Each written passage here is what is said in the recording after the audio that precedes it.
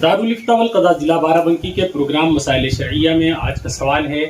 साइल लिखते हैं, अस्सलामु अलैकुम वरहमतुल्लाहि वबरकातुहू। क्या फरमाते हैं मुफ्तियान इकराम दर्जा झेल मसले के बारे में कि जैद ने शादी की फातिमा से, फिर शादी के तकरीबन 8-10 साल बाद जैद ने एक ज़मीन खरीदी जिसको बीवी के नाम करवा दिया ताकि ज़मीन की लिखाई में पैसे कम लगी, लेकिन अब बीवी किसी वजह से शोहर से तलाक चाहती है, लिहाजा अब वो ज़मीन किसकी हुई?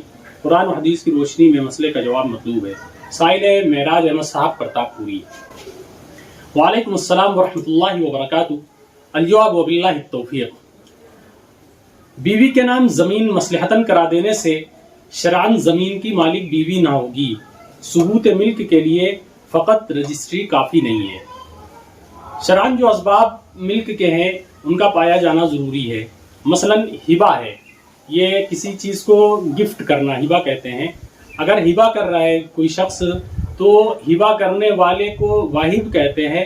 वाहिब ने शैए मौहूब यानी जिस चीज़ को गिफ्ट किया है ज़मीन को, अगर उस पर मौहूब लहू यानी जिसको गिफ्ट किया है उसको मुकम्मल कब्ज़ा और मिल्कियत ताम्मा दे दी है, मुकम्मल कब्ज़ा अमल दखल तसर्रुफ दे दिया है, तो फिर ये शरअन उसकी मिल्क साबित होगी। मसलन इसको यूँ समझे कि शौहर ने अपनी बीवी के नाम रजिस्ट्री जैसा कि सवाल में इसलिए कराई कि खर्च कम आए, लेकिन उसको मुकम्मल अमल दखल कब्ज़ा नहीं दिया और तसर्रुफ का हक हासिल नहीं है उसको, इसलिए कि वो बीवी चाहे उसे बेच सकती है या नहीं बेच सकती है या जो जी चाहे वो करे, बल्कि उसने उसके नाम इसलिए करा दी कि रजिस्ट्री का खर्च कम आए।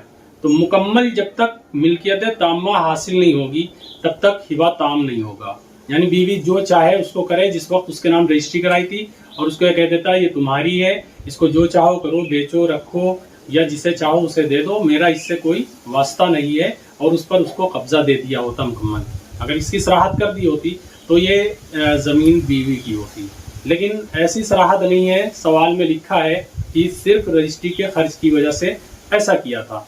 तो अब जब तलाक की सूरत वाक़ हो रही है तो उस सूरत में बीवी को चाहिए कि ये ज़मीन शौहर की है, उसको तलाक के बाद या तलाक से पहले शौहर को वापस कर दे। और अगर सरकारी तौर पर लीगल तौर पर उसके नाम है और कानूनी तौर पर वो मजबूत है, अगर बीवी शौहर की ज़मीन वापस न करेगी तो इंदल्लाह महफूज होगी।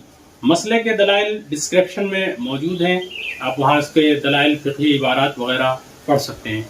फ़क़त वल्लाहु ताला आलम बिस्सवाब।